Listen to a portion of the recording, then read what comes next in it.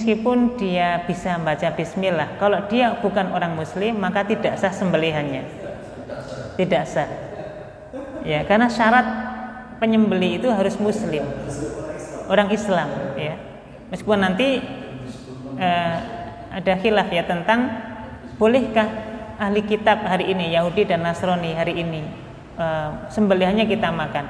Kalau hukum asalnya Yahudi dan Nasrani dulu di zaman Nabi sembelihannya halal untuk kita makan. Sembelihan kita halal bagi mereka, mereka sembelih kemudian kita makan, hukumnya halal.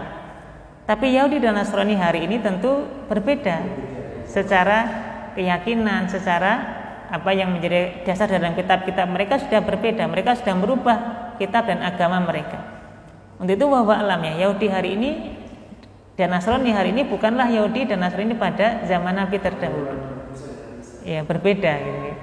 Untuk itu syarat menjadi penyembelih yang halal dagingnya untuk kita makan itu adalah muslim. Nah, meskipun dia hafal bismillah, dan ini secara teknis gampang sekali orang mempelajari ini ya, baca bismillah nyembelih bisa.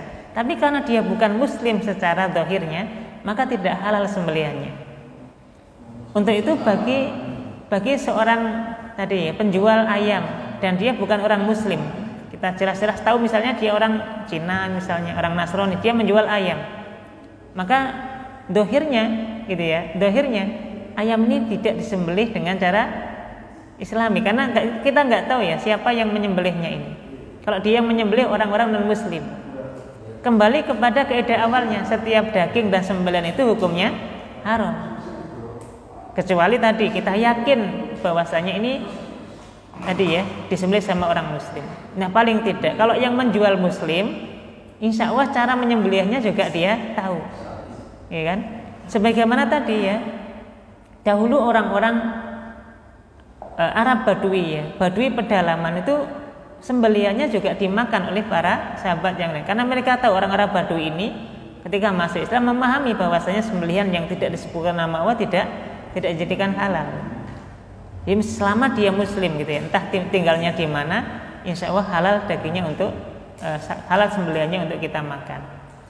Nah, untuk itu lebih baik ya kita cari pedagang yang muslim daripada mungkin beli di pedagang yang tidak. Nah, kalau lebih afdal ini potong sendiri, lebih memastikan. Okay.